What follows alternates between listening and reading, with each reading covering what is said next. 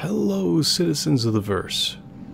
This last episode of ATV was a lot more focused on talking about upcoming features for 3.0, rather than just talking about bug fixes and showing meeting room discussions. With regards to missions, the push to get the rest of the available missions to their final state is well on its way. 7 more have been taken on to feature complete, leaving them with only 4 more left to finish up. And this has given them time to work on other things like automated turrets, which have been added to some of the space stations to defend against people who like to grief other players by firing on them and their ships at the landing pads. Now when you join a mission, you also join a dedicated radio band that allows just the people in your party to talk to one another, and not worry about being overheard by anyone else who's in proximity to them, or anyone else who's in the game at that time. The beds for the ships are all set up now so that you can get into them, save, log out, and it holds your position so that you can start playing again from that spot when you log back in.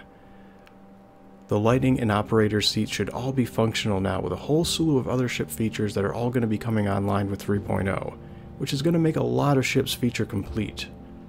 They specifically mention the Gladiator, which has been broken for far too long, and is now completely flyable and functioning as intended. Now they're focusing on getting the remaining elements of the UI integrated into the rest of the ships. Tuning on the flight model continues, as well as optimizations to the IFCS. Most of the ships have had their afterburner velocities increased, and atmospheric flight is going to create drag on the ships as they approach the surface of a planet or moon. We're also going to be seeing the first iterations of the star map on our Mobi-Glass. From what I've seen, it looks like an amazing bit of detail to be added to the universe, and it's going to be a fun option to play around with. The rest of the issues involves general bug fixes and polish, increases to the stability and performance optimization. And of course, I think we've already heard by now the leaked information about them getting from 60 to 70 players in the game at one time, which is incredible news. Which may or may not be necessary once server meshing has come online, but until then, this is a welcome change in the right direction. So on to building procedural cities. One of the biggest fears I had about planet construction lied with ArcCorp. The idea of creating an entire planet out of artificially constructed objects seemed like not only a logistical nightmare, but also an insane frame rate hog as well. I was not only overjoyed to see the in-game footage of ArcCorp running during Chris Roberts' demonstration at CitizenCon, but also to see more of it on this week's episode of ATV. For those who don't know, they use tiles to generate procedural cities, and these tiles can then be customized to contain any kind of structure they want.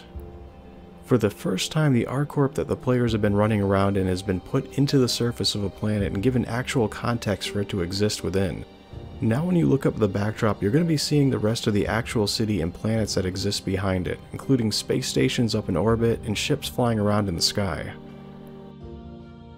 The city tiles defines a specific city block designating high, low, and flat areas, and arranges those tiles into a city.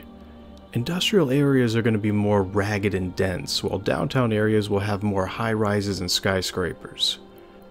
The human touch then comes into play, making those areas more interesting through subtle edits. The highest density of assets and resolution is always going to revolve around the landing zones and landing pads, because that's where players will be spending a majority of their time.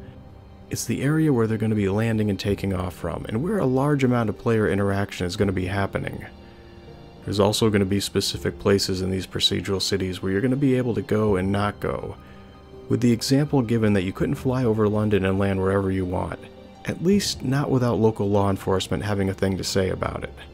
Each landing zone already has hangars and custom checkpoints built into them, but later on even more is going to be added in, like a monorail system and an integrated network of flying traffic that's constantly buzzing throughout the city. And on a final note, they talked briefly about how they would tackle working on alien cities in the future, adding in more of an element of hand refinement and less procedurally run components, giving it a much higher level of persistence where damage would remain and buildings would eventually decay over time.